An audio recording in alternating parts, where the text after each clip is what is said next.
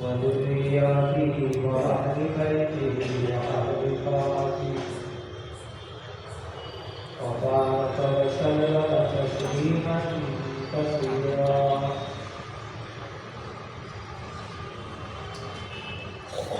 أما بعد فأعوذ بالله من الشيطان الرجيم. بسم الله الرحمن الرحيم.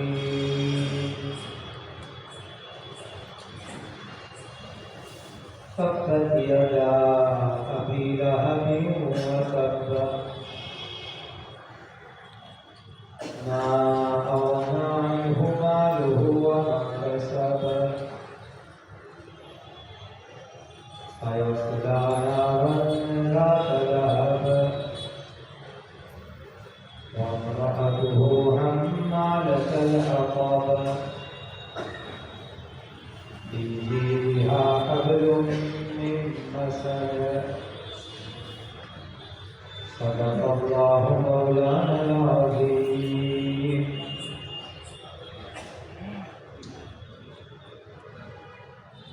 یہ قرآن مجید کی ایک سورت ہے.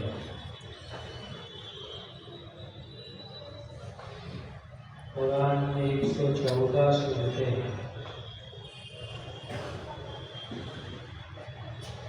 اور قرآن کی ہر سورت علم کا ذریعہ ہے.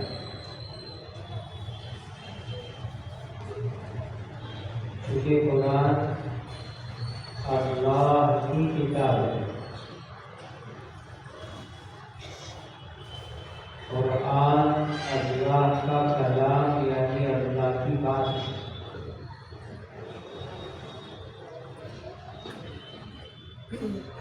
اور جیسے اللہ کی طرح کوئی نہیں، ایسے اللہ کے کلام قرآن جیسا کوئی نہیں.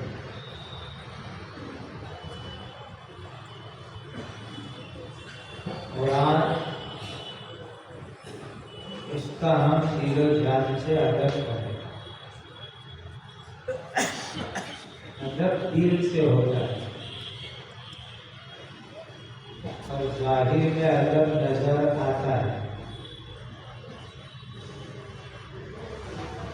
اسی لیے قرآن مجید کا ادب کرو، اللہ دنیا آخرت میں ہماری عزت بڑھائیں گے.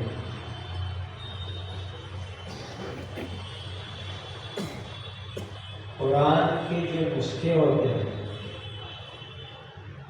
اس کو صاف ستھرا رکھنا چاہیے. ہم اپنے بدن پر مٹی میل لگ جائے نہاتے ہیں، صابن سے نہاتے ہیں، شیمپو لگاتے ہیں، خوشبو لگاتے ہیں، تو ہماری باڈی سے تو بہت زیادہ قیمتی چیز قرآن ہے. قرآن کو بھی صاف ستھرا رکھنا چاہیے. گھر میں ہو، مسجد میں ہو، مدرسے میں ہو، کہیں پر بھی قرآن مجید ہو، اس کے اوپر مٹی ہو تو اس کو صاف کرو. یہ بھی قرآن کا ایک ظاہری ادب ہے. اس کو کپڑے کی غلاف میں لپیٹ کے رکھو، یہ بھی قرآن کا ادب ہے. جہاں قرآن رکھو وہاں کچھ بچھاؤ، یہ بھی قرآن کا ادب ہے.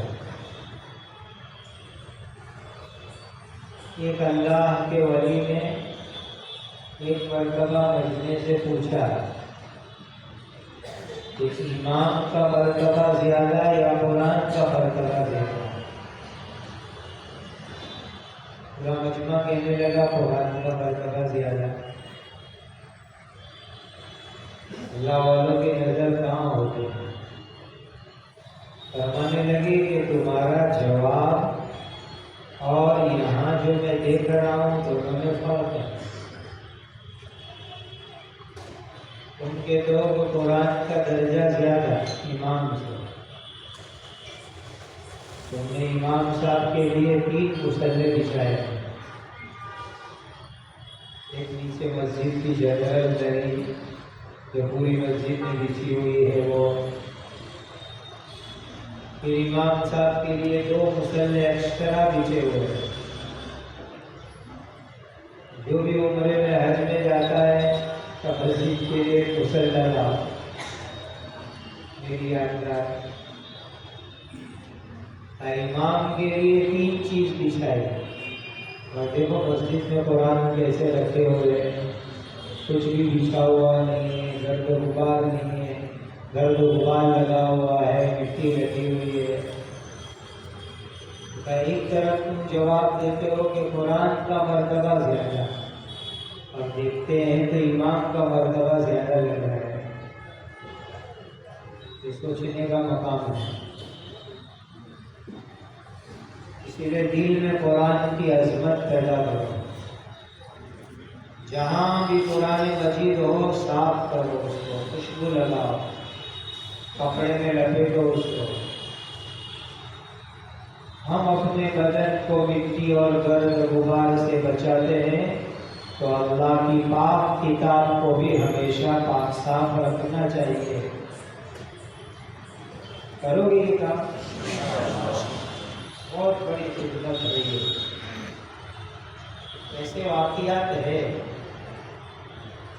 ایک آدمی کو بیچارے کو قرآن پڑھنا نہیں آتا، لیکن قرآن کا احترام کیا، قرآن کو صاف ستھرا رکھتا تھا، قرآن پر خوشبو لگاتا تھا، قرآن کو صفائی سے اوپر رکھتا تھا۔ اللہ نے اسی عمل پر اس کی مغفرت فرما دی،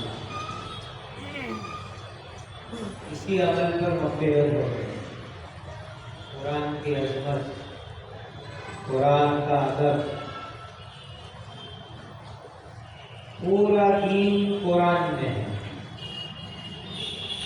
دین آیا قرآن کے ذریعے سے، اور نبی پاک صلی اللہ علیہ وسلم نے اپنی احادیث کے ذریعے سے قرآن کی تشریح کر کے امت کو سمجھایا۔ احادیث قرآن کی شرح ہے۔ اللہ کے نبی صلی اللہ علیہ وسلم مکہ سے باہر جاتے تھے، لوگ کہتے ہیں باہر کیوں نکالتے ہو؟ کچھ لینے کے لیے نکالتے ہیں۔ تبلیغ والوں کا بیچاروں کا کیا فائدہ لوگوں کو باہر لے جانے میں؟ تو تم شہر میں رہو تو ان کا کیا نقصان ہے؟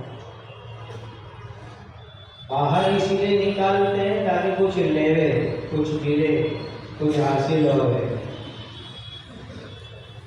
حضرت نبی پاک صلی اللہ علیہ وسلم مکہ کی آبادی گھروں سے باہر نکلتے تھے۔ اب تو غاری ہیرا والا علاقہ مکہ شہر میں آ گیا، مکہ کی آبادی اتنی بڑھ گئی۔ پہلے وہ مکہ سے باہر تھا، آؤٹ سٹی، مکہ سے باہر۔ تو حضرت نبی پاک صلی اللہ علیہ وسلم کچھ روکھا سوکھا کھانے پینے کا سامان لیتے تھے اور لے کر کے غار ہیرا میں چلے جاتے تھے، پہاڑ کے اوپر۔ ابھی بھی وہ غار ایسی ہی ہے، جو لوگ عمرے میں جاتے، حج میں جاتے، ہمت لگاتے، بہت سے لوگ چڑھتے ہیں اوپر۔ اور اب وہاں کیبل کار لگنے کا پروجیکٹ آ رہا ہے، کوئی سہولت ہو جائے گی اوپر جانے کی۔ تو گھر بار کو چھوڑ کر کے، گھر اور بستی کے ماحول کو چھوڑ کر کے، مکہ شہر کے ماحول کو چھوڑ کر کے، حضرت نبی پاک صلی اللہ علیہ وسلم آبادی سے باہر، بستی سے باہر، ہیرا گفا پر چڑھ کے تشریف لے جاتے تھے۔ اللہ آپ کو اور مجھے بار بار مکہ مدینہ لے جا رہے ہیں۔ اب جاؤ تو ہمت کرنا غار ہیرا جانے کی، 3.5 گھنٹے کم از کم لگتے ہیں اوپر چڑھنے میں۔ وہاں فجر جلدی ہوتی ہے، اور تو فجر پڑھ کے جاؤ، تو چڑھنے میں آسانی رہی دھوپ ہونے سے پہلے. آج تو ہم ٹیکسی سے گار تک جا رہے پھر اوپر چڑھے. نبی پاک صلی اللہ علیہ وسلم مکہ میں جہاں حضور کا مکان تھا، ادھر مکان تھا صفا مروہ، اس سے جب باہر ہم نکلتے اس طرف نبی پاک صلی اللہ علیہ وسلم کا مکان تھا. اس وقت بھی وہاں ایک لائبریری بنی ہوئی ہے، مکتبۃ المکرمہ بدلے.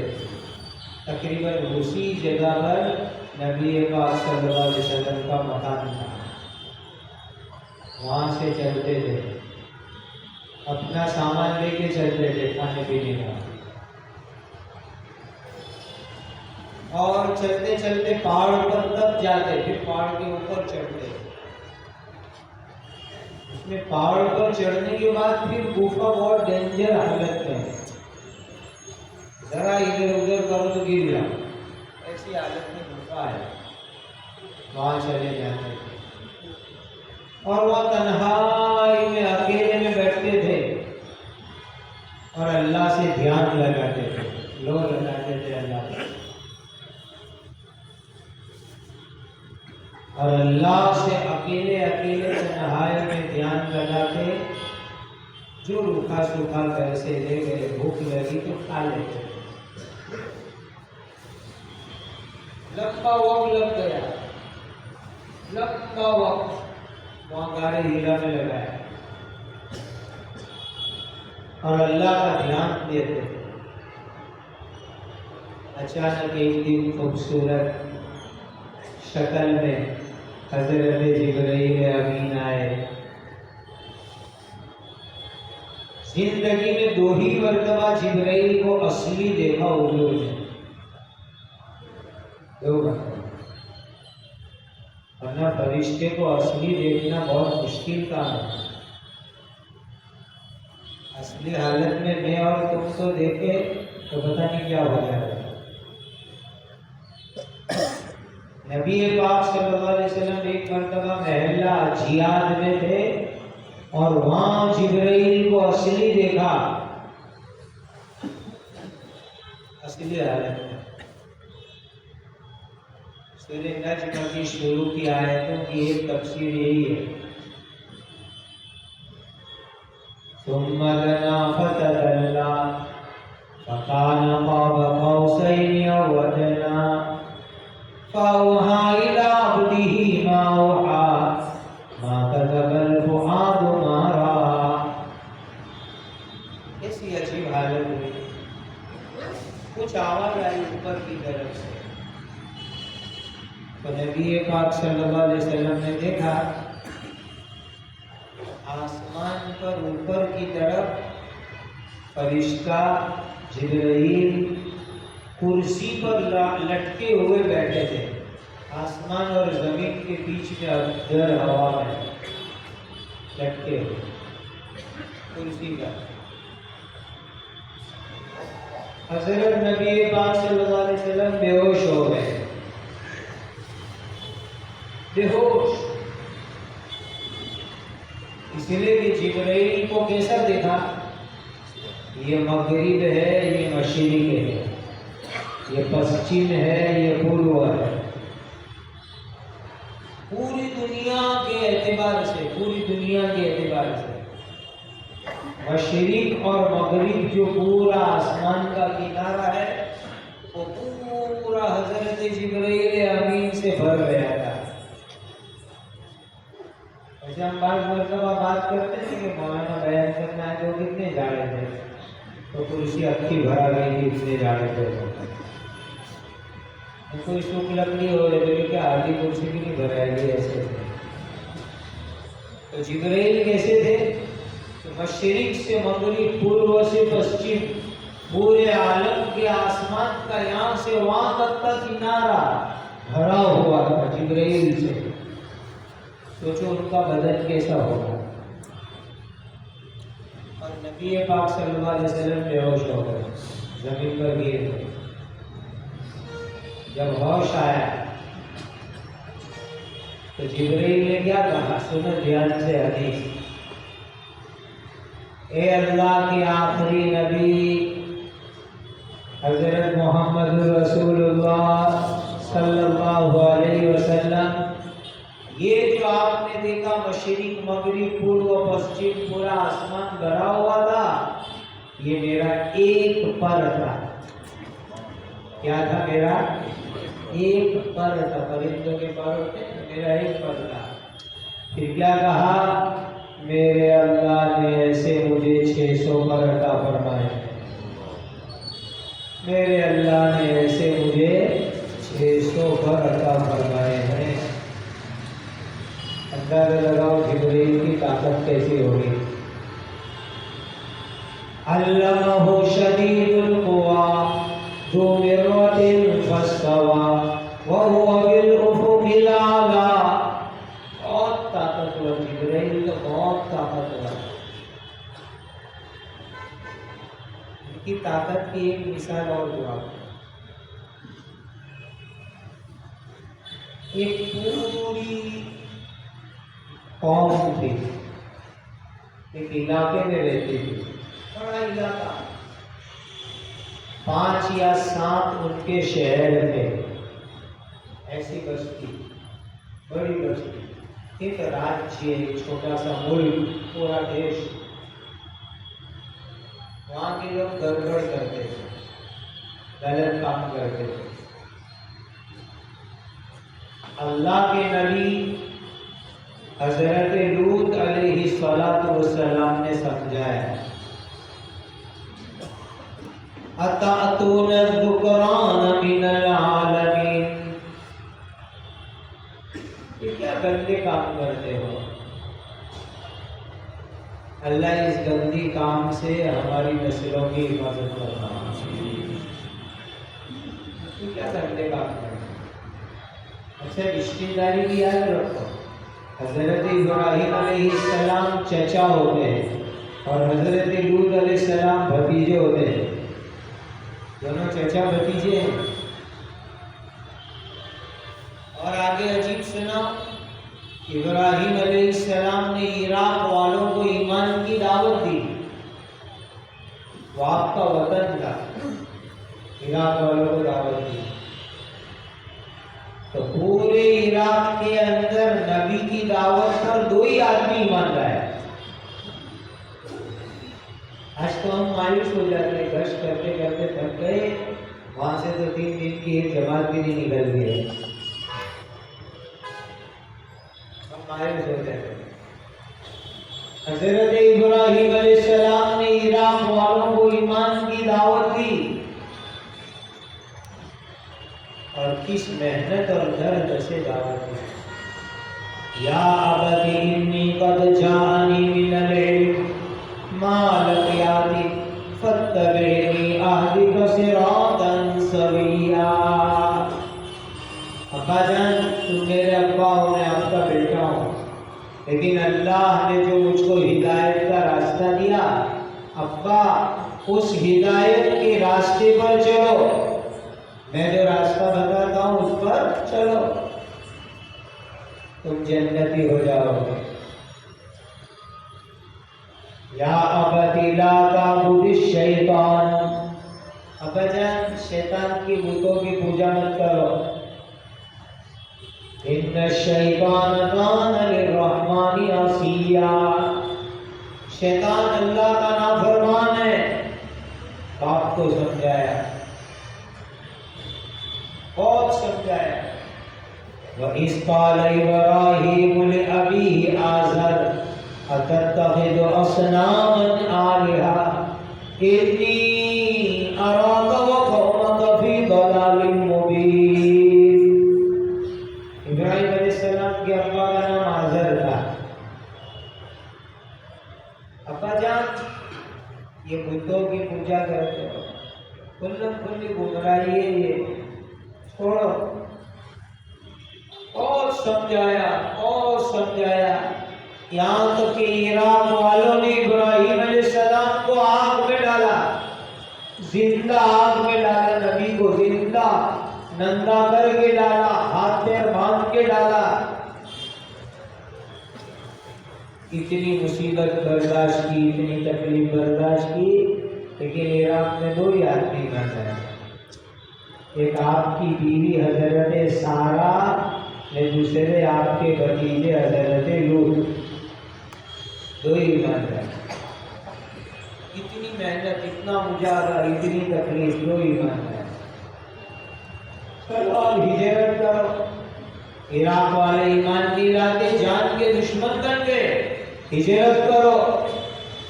وقال انی مہاجر الی ربی، میں ہجرت کرتا ہوں میرے رب کی طرف، میرے اللہ جہاں کہے وہاں ہجرت کرتا ہوں۔ 3 آدمی کی جماعت چلی، 2 مرد 1 مستورت، نیچ جماعت چلی، 2 مرد 1 عورت چلے۔ فلسطین پہنچے۔ اللہ کے یہاں سے جو فیصلہ ہوتا ہے کہ ابراہیم علیہ السلام پیلسٹائن کے علاقے میں محنت کریں گے، ایمان کی دعوت دیں گے، اور حضرت لوط علیہ السلام دور جائیں گے، تھوڑے دور، صدور ایک شہر کا نام، عامورہ دوسرے شہر کا نام، سروبین تیسرے شہر کا نام، ایسے 5 یا 7 شہر کا ایک اسٹیٹ پورا علاقہ کہ وہاں لوط علیہ السلام جا کے محنت کریں گے۔ تو گئے لوط علیہ السلام وہاں محنت کی، لیکن وہ لوگ اللہ کے نبی کے دشمن بن گئے۔ یاد رکھو میرے دینی بھائیوں، توحید کی دعوت اور دشمنی یہ لگے ہوئے ہیں، ایک دوسرے کے ساتھ لگے ہوئے ہیں۔ آپ توحید کی دعوت لے کے جاؤ، ایک اللہ کی عبادت کے لیے دعوت لے کر جاؤ، تو دشمنی تیار ہے، دشمن تیار ہے، شیطان اور شیطان کے چمچے تیار ہیں۔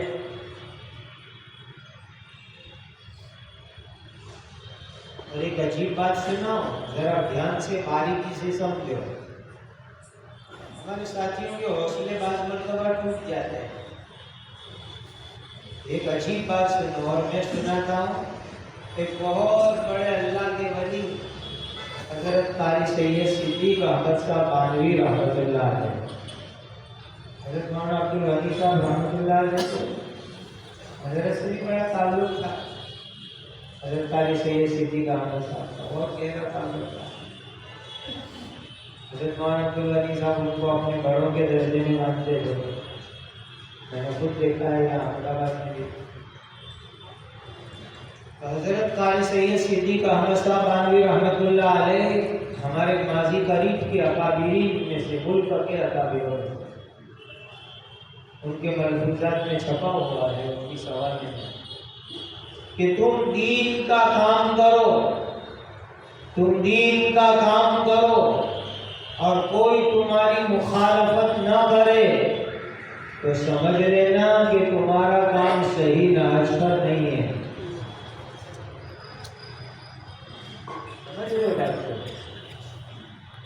اچھی طرح یہ بات دل میں بٹھا لو، کبھی حوصلہ نہیں ٹوٹے گا، حوصلہ بڑھے گا انشاءاللہ۔ تم دین کا کام کرو اور تمہاری مخالفت نہ ہوئے تو یہ ڈرنے کی چیز ہے کہ تمہارا کام ناجی نبوت سے ہٹ گیا ہے۔ اگر تم دین کا کام کرو اور تمہاری مخالفت ہوئے تو سمجھ لو کہ تم صحیح نہج پر کام کر رہے ہو۔ اس لیے کہ نبیوں کی مخالفت ہوئی کہ نہیں ہوئی؟ ارے بولو، ہوئی کہ نہیں ہوئی؟ کوئی ہے ایسا ساتھی کہ نبیوں نے جتنی تکلیف اٹھائی اس نے ایسی تکلیف اٹھائی ہو؟ اشد الناس بلاء الانبیاء ثم الامثل فالامثل۔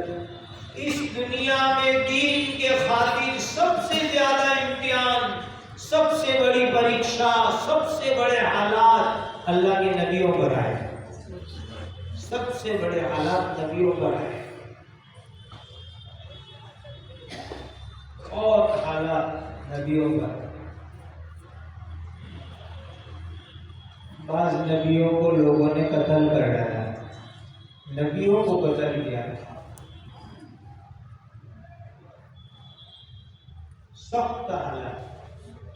اس لیے حضرت فرماتے تھے کہ تم دین کا کام کرو اور تمہاری مخالفت ہو تو سمجھو کہ تم ناز نبوت پر چل رہے ہو. اس لیے کہ نبیوں کی بھی مخالفت ہوئی اور تم دین کا کام لے کے چل رہے ہو، تمہاری بھی مخالفت ہو رہی ہے، تو سمجھ لو کہ تم صحیح لائن پہ چل رہے ہو.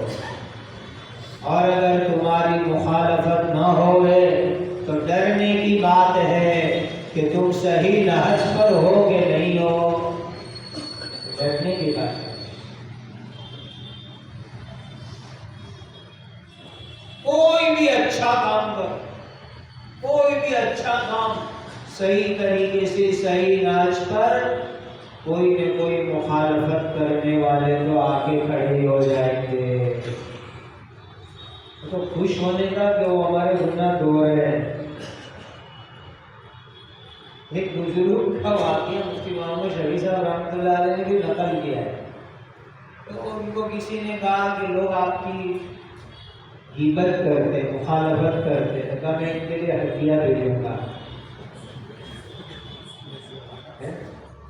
لوگ آپ کی غیبت کرتے ہیں، آپ کی مخالفت کرتے، آپ کے پیچھے پڑے ہوئے ہیں، تو میں ان کے لیے ہدیہ بھیجوں گا. مرید میرے جیسے ادھورے وہ سمجھ نہیں پائے. وہ آپ کی غیبت کر رہا ہے، آپ کی مخالفت کر رہا ہے، آپ اس کے لیے ہدیہ بھیج رہے ہو. ہاں وہ میرا موصل ہے. کیا فرمایا؟ کیا کہا؟ وہ میرا موصل ہے. موصل کہ وہ غیبت کر کے، میری مخالفت کر کے میرے گناہ دھو رہا ہے، میرے گناہ دھو رہا ہے اور میرے درجے اونچے کر رہا ہے، میرے درجے بدل کر رہا ہے. اس لیے بزرگوں یہ تو ہونا ہی ہونا ہے. تم کوئی بھی دین کا کام لے کے اٹھو، تمہاری مخالفت کرنے والے تیار ہی ہیں. ایک جملہ لطیفے کا خیال کرتا ہوں کہ ہمارے مسلیان ہیں نمازی جو، وہ مسجد میں تو امام صاحب کے پیچھے نماز پڑھتے ہیں، میں باہر نکل کے امام کے پیچھے پڑھتے ہیں. فرق سمجھے پڑھنے کا اور پڑھنے کا. کہ مسجد میں تو امام کے پیچھے نماز پڑھیں گے، باہر نکل کے امام کے پیچھے پڑھیں گے. مخالفت چلتی رہے. اور یہ آزمائش ہے اللہ کی طرف سے، امتحان، پریکشا.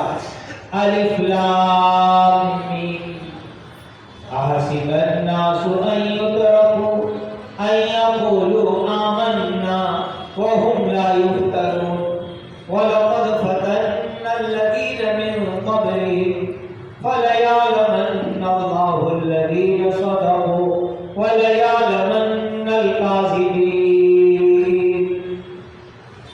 کیا لوگوں نے سمجھ رکھا ہے ہم ایمان کی بات کریں گے تو امتحان نہیں آئے گا؟ اللہ تاکید کے ساتھ فرماتے ہیں. عربی گرامر میں یہ تاکید کا صیغہ ہے، لام تاکید ثقیلہ کے ساتھ. فَلَيَعْلَمَنَّ اللَّهُ الَّذِينَ صَدَقُوا وَلَيَعْلَمَنَّ الْكَاذِبِينَ. کون ایمان میں سچا، کون ایمان میں جھوٹا، ہم آزما کے رہیں گے. خدا نے بہت تاکید سے کہہ دیا ایمان کا ہم امتحان لے کے رہیں گے، آزما کے رہیں گے. اسی لیے بھائی ایمان اور امتحان جڑے ہوئے ہیں، ایمان اور امتحان جڑے ہوئے ہیں. بس اللہ سے دعا کیا مانگنے کی میں آپ کو بتاؤں، اے اللہ ہمارے ساتھ عافیت کا معاملہ فرما. ہم کمزور ہے، آزمائش کے قابل نہیں ہیں. کیا کہنے کا اللہ کو؟ اے اللہ ہم کمزور ہیں، امتحان کے قابل نہیں ہیں، عافیت کا معاملہ کرو، سب ٹھیک ٹھاک رہے. یہ دعا میں آپ کو یاد کر رہا ہوں، بہت زبردست دعا ہے. حضرت نبی پاک صلی اللہ علیہ وسلم یہ دعا اللہ سے مانگتے تھے. اللہ کے آخری نبی تاجدار مدینہ حضرت محمد مصطفیٰ صلی اللہ علیہ وسلم اللہ سے روز صبح شام یہ دعا مانگتے تھے. حدیث کی مضبوط کتابوں میں یہ مضبوط روایت ہے. کیا دعا کرتے تھے؟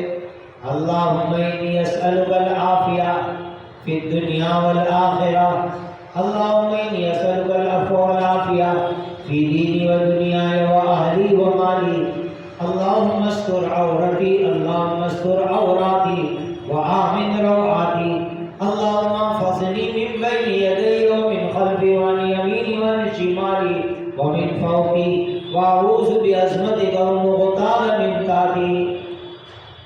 یہ دعا نبی پاک صلی اللہ علیہ وسلم مانگتے تھے. اے اللہ دنیا میں بھی عافیت، اے اللہ آخرت میں بھی آخرت، اے اللہ میرے گھر والوں میں عافیت، اے اللہ میرے مال دولت میں عافیت، اے اللہ میری جو کمزور باتیں ہیں ویک پوائنٹ جس کو کہتے ہیں، اے اللہ اس کو آپ چھپا کر کے رکھیے. کیسی بھاری تمہارے حضور نے مانگی. حالانکہ حضور میں کوئی ویک پوائنٹ نہیں تھا، لیکن امت کو سکھایا کہ اپنے ویک پوائنٹ، اپنے عیب، اپنی کمزوری، اس کے لیے دعا مانگو. اللہم استر عورتی، بعض روایتوں میں جمع کا سیوا، اللہم استر عوراتی، اے اللہ میری جتنے بھی ویک پوائنٹ ہے، چھپانے کی چیز ہے، اس پر پردہ ڈال دو، چھپا دو. وآمن روعاتی، اے اللہ جتنی ڈر اور گھبراہٹ کی چیزیں، اے اللہ اس سے مجھے امن عطا فرماؤ. گھبراہٹ کی چیزوں سے امن عطا فرماؤ. پھر آقا نے کیا مانگا؟ اللہم احفظنی من بین یدی، اے اللہ آگے سے میری حفاظت فرما، پیچھے سے حفاظت فرما، دائیں سے حفاظت فرما، بائیں سے حفاظت فرما، اوپر سے حفاظت فرما. اور اللہ میں آپ سے حفاظت چاہتا ہوں کہ نیچے سے کوئی فتنہ نہیں آ. واعوذ بک من غتال من تحتی. بڑی زبردست دعا حضور نے مانگی. میں آپ سب کو کہتا ہوں یہ دعا روز صبح شام مانگو. دیکھو اللہ کیسے حفاظت پہ رکھیں گے. اور پاورفل دعا ہے. تو مانگنے کی اللہ سے عافیت. کیا مانگیں گے؟ اللہ ہمیشہ عافیت میں رکھے. لیکن اگر حالات آ جائے، حالات، تو اگر حالات آ جاوے تو اللہ تعالیٰ سے استقامت کی دعا کرو. ڈگمگا نہ جاوے، ڈگمگا نہ جاوے، ڈگمگا نہ جاوے. استقامت، سنو ایک بات دل پہ لکھنے کے لائق، ایک استقامت 1000 کرامت سے افضل ہے. کرامت چمتکار تو جانتے ہو نا. کا صوفیہ فرماتے ہیں کہ ایک استقامت 1000 کرامت سے افضل ہے. اور قرآن میں اللہ نے استقامت والوں کی تعریف کی. استقامت کے معنی جم جانا، جم جانا. ایک مرتبہ مجھ سے غلطی ہو گئی تو میں نے بیان میں آدھے گھنٹے تک استقامت پر بات کی. بہت پاورفل فضائل اور یہ وہ. بیان کے بعد ایک ذمہ دار ساتھی پورے صوبے کے بڑے مجھے کہتے کہ مفتی صاحب استقامت کیا ہے؟ میں نے کہا دین پہ جھک جانا، جس کو کہتے ہیں استقامت. ڈگمگانا نہیں، دین کے اوپر جھم جانا، اس کو کہتے ہیں استقامت. تو سمجھو استقامت کتنی بڑی نعمت ہے. 1000 کرامت سے افضل ہے دین کے اوپر استقامت کا نصیب ہو جانا. قرآن میں فضیلت سنو.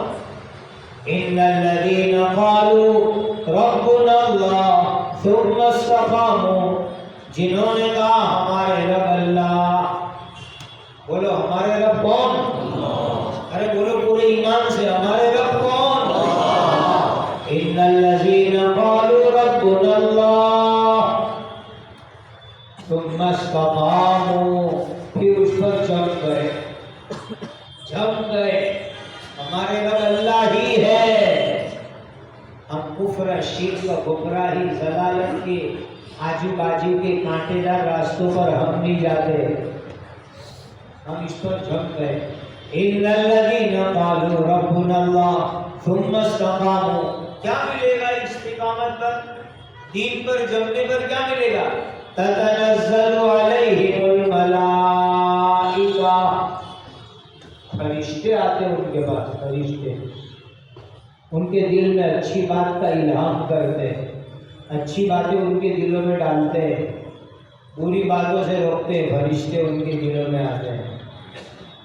تتنزل علیہم الملائکہ اللہ تخافوا ولا تحزنوا، اور موت کے وقت فرشتے آئیں گے اور کہیں گے اے مومن گھبرا مت، جہنم سے مت گھبرا، تو پوری زندگی دین پر استقامت سے رہا، تو اب تو قبر کے عذاب سے، جہنم کی آگ سے مت گھبرا۔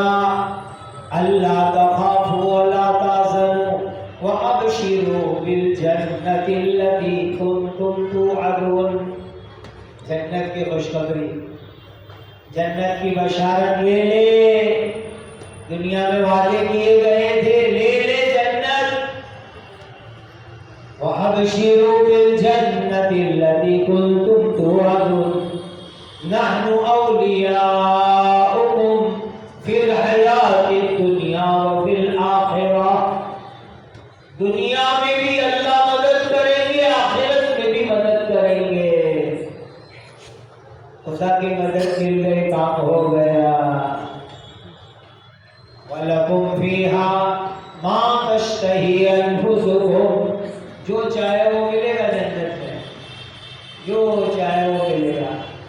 وَلَكُمْ فِيهَا مَا تَدَّعُونَ، جو کہو گے وہ حاضر اللہ نے۔ استقامت بہت بڑی نعمت، دین پر جم جانا۔ اللہ مجھے آپ کو دین پر موت کر استقامت دے لے، اور اس کی ایمان کی استقامت سے اللہ دنیا سے جانا نصیب فرما۔ سورہ فاتحہ پڑھتے ہو نا ہر نماز میں، اب نماز میں فاتحہ پڑھتے، نماز کے بعد نہیں پڑھتے، نماز میں سورہ فاتحہ پڑھتے، اسے تلاوت نماز کے بعد بھی کرتے، لیکن فاتحہ ہم نہیں پڑھتے۔ تو فاتحہ کے اندر کیا کرتے، یہ دعا ذرا دھیان سے مانگو اللہ سے، اہدنا الصراط المستقیم، اے اللہ ہمیں دین پر جمع دینا، جمع دینا، ہمیشہ جمع کے رکھنا دین پر، اہدنا ہمیشہ جمع دینا دین پر۔ دھیان سے اللہ کو، تو میں آپ کو سنا رہا تھا جبرائیل کی طاقت کتنی بڑی، تو یہ 7 بستی والے پروونس پورا، ایک چھوٹا سا ملک راجیہ، وہاں کے لوگوں نے نبی کی نافرمانی کی، تو اللہ نے جبرائیل کو بھیجا، جبرائیل آئے، الصبا آئے، سب میٹھی نیند میں سوئے ہوئے تھے تب آئے۔ اور یاد رکھو میرے بھائیوں، یہ میٹھی نیند کا جو وقت ہے رات کا، آدھی رات کے بعد کا وقت بہت قیمتی وقت ہے، بہت قیمتی وقت۔ ایسے وقت پر اللہ کا عذاب بھی آیا ہے، اور ایسے وقت پر اللہ کی طرف سے ہدایت کے فیصلے بھی ہوئے ہیں۔ یہ وقت اتنا قیمتی ہے، اسی لیے رات کے، آدھی رات کے بعد کا جو وقت ہے نا، اس کی قدر کرو، بہت قیمتی وقت ہے وہ۔ میں آپ کو کہوں کہ نہ آنکھ کھل جائے تو بھی بیٹھے بیٹھے کچھ نہ کچھ دعا کر لو، کچھ نہ کچھ ذکر کر لو، آدھی رات کے بعد رات میں آنکھ کھلنے تک۔ اور صبح کے وقت تو اللہ سے رہنے کا وقت ہے، اللہ سے رہنے کا وقت ہے۔ رات کی آخری حصے میں عذاب ہے، جبرائیل آئے، اور جیسے ہم JCB کو مارتے ہیں وہ JCB تو زمین میں کتنا جاتا ہے، 2-4 فٹ جاتا ہے، لیکن جبرائیل نے تفسیری روایتوں میں ہے کہ یہ پورے ملک کو، پورے علاقے کو نیچے سے اٹھایا، اتنا نیچے، اتنا نیچے، اتنا نیچے سے کہ جہاں تقریباً پانی پر پہنچا۔ ہم بورنگ کرنے کے لیے کتنا نیچے جاتے ہیں، کتنی اونچائی تک سے جبرائیل نے یہ پوری آبادیوں کو اٹھایا، شہروں کو اٹھایا، پورے علاقے کو اٹھایا جبرائیل نے اور اپنی انگلی کے ایک پودے کے اوپر اٹھایا، ایک پودے پر اٹھایا اور اٹھا کے لے کے گئے گئے گئے گئے گئے گئے اتنا اونچے گئے اتنا اونچے گئے کہ صبح کے وقت پر مرغے آواز دیتے ہیں، اذان ہے، ہم کو تہجد کے لیے اٹھاتے ہیں۔ بخاری میں ہے کہ اللہ کے نبی صلی اللہ علیہ وسلم بھی مرغوں کی آواز سن کر تہجد کے لیے اٹھ جاتے تھے۔ بخاری کی حدیث میں مرغوں کی آواز سن کر حضور تہجد کے لیے اٹھ جاتے تھے۔ تو اتنا اوپر لے گئے اتنا اوپر لے گئے کہ اس علاقے کے مرغے جو صبح کے وقت اذان دے رہے تھے، آواز کر رہے تھے، وہ پہلے آسمان کے فرشتوں نے سنا، پہلے آسمان کے فرشتوں نے سنا۔ اندازہ لگاؤ کتنے اوپر تک جبرائیل لے گئے ہوں گے پوری بستی کو، پھر وہاں لے جا کر کے یوں کر کے پلٹ دیا ہے، سب کو جڑا کے پھینک مارا اور پوری بستیوں کو ہلاک کر دیا۔ آج تک وہاں انسان آباد نہیں ہو سکے، آج تک نہیں، کوئی علاقے میں آئل اور ڈیزل جیسا پانی ہے پورے علاقے میں، آئل جیسا پانی تم خودوں کے تو ڈوب بھی نہیں سکتے ہیں۔ آپ کا وزن کم اور پانی کا وزن زیادہ، وہاں آدمی ڈوبتا نہیں، کالا کالا پانی، بدبو والا پانی، آئل جیسا پانی۔ یہ مشاہدہ سنا رہا، کتابوں میں تو لکھا ہے، یہ مشاہدہ بھی کیا ہے آپ کو وہ علاقے کا۔ یہ جبرائیل کی طاقت کہ پورے علاقے کو اٹھا کے پٹک دے گئے، اور اللہ نے وہی بات فرمائی، علمہ شدید القوی ذو مرۃ فاستوی وهو بالافق الاعلی ثم دنا فتدلی فكان قاب قوسين او ادنى فاوحى الى عبده ما اوحى ما كذب الفؤاد ما راى۔ ایک مرتبہ جبرائیل کو حضور نے محلہ اجیاد میں دیکھا، مکہ میں اصلی حالت میں، اور ایک مرتبہ دیکھا اصلی حالت میں ساتوں آسمان کے اوپر ایک بیر کا درخت ہے،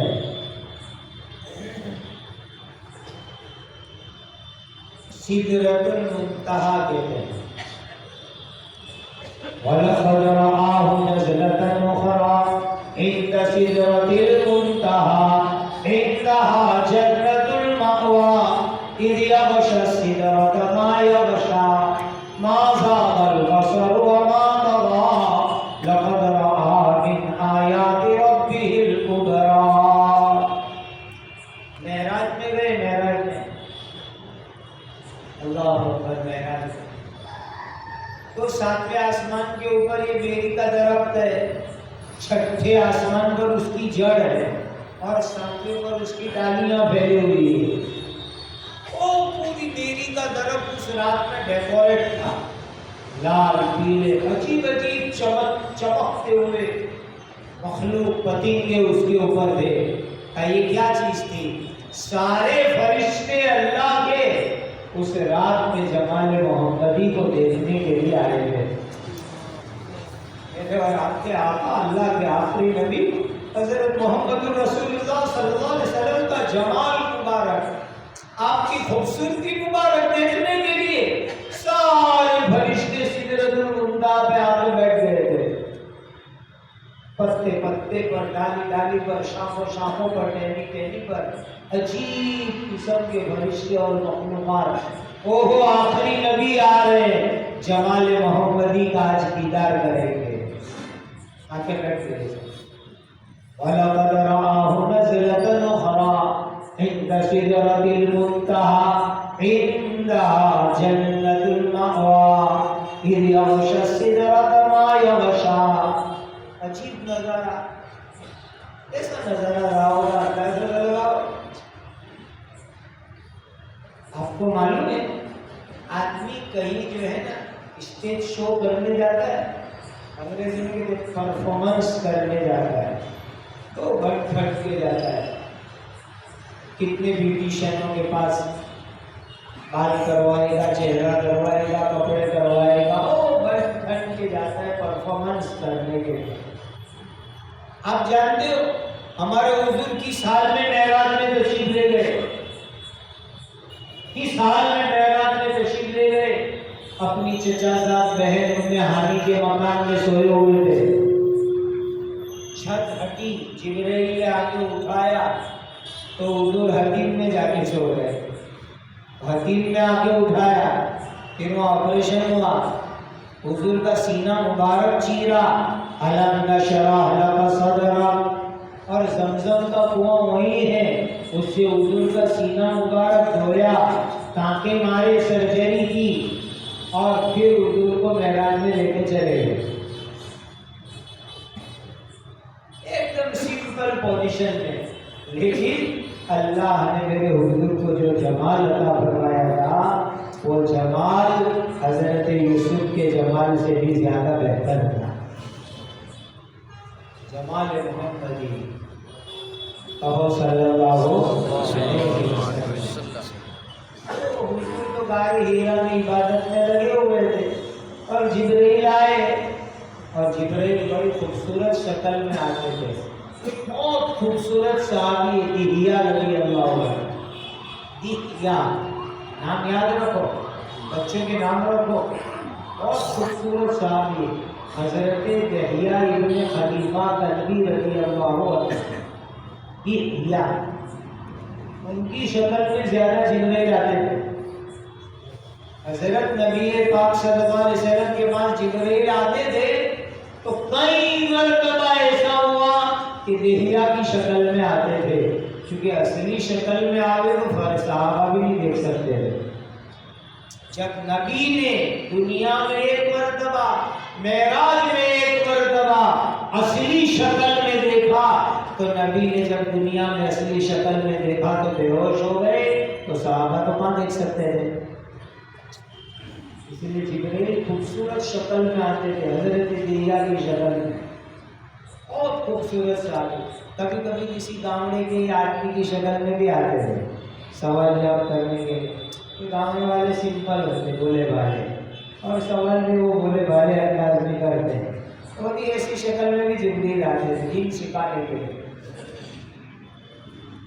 یہ جو ہمارے یہاں بچوں کا مکالمہ کرواتے ہیں اس کا اشارہ حدیث میں ملتا ہے، اور شارحین حدیث لکھتے ہیں اس کو کہ ایک مرتبہ جبرائیل آئے تھے زندگی کے آخری دنوں میں اور دیہاتی صحابی کی شکل میں، اور آدھا حضور کے پاس بیٹھ گئے. کیسے بیٹھ گئے؟ گھٹنے سے گھٹنے ملا کے بیٹھ گئے.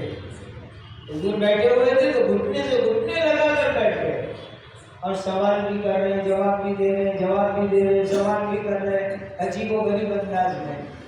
وہ تو چلے جانے کے کافی وقت کے بعد حضور نے فرمایا وہ تو جبرائیل تھے، تمہیں تمہارا دین سکھانے آئے تھے. جبرائیل تھے، تمہیں تمہارا دین سکھانے کے لیے آئے تھے. تو وہاں غار ہیرا میں حضور خلوت میں اللہ کی عبادت کر رہے. جبرائیل نے آ کر کے حضور کو گلے لگایا، چھاتی سے لگایا اور زور سے دبایا اور کہا پڑھو اقرا یا محمد، پڑھو. تو حضرت نبی کریم صلی اللہ علیہ وسلم کو پڑھنا جانتے نہیں تھے. حضور نے فرمایا ما انا بقاری، میں پڑھنا نہیں جانتا ہوں. زور سے دبایا، چھاتی سے لگا کر پڑھو. کہا ما انا بقاری، مجھے پڑھنا نہیں آتا. پھر تیسری مرتبہ زور سے دبا کے چھوڑا. کہا پڑھو. کہا کیا پڑھے؟ اقرا بسم ربک الذی خلق، جس اللہ نے پیدا کیا ان کے مبارک نام سے پڑھو. پیدا کرنے والے کون؟ پیدا کرنے والے اللہ. ان کے مبارک نام سے پڑھو. جس تعلیم میں اللہ کا نام ہے وہ تعلیم کہلانے کے لائق ہے. یاد رکھیے، جس تعلیم میں اللہ کا نام ہو وہ تعلیم کہلانے کے لائق ہے. تو اللہ کے نام سے پڑھا ہے.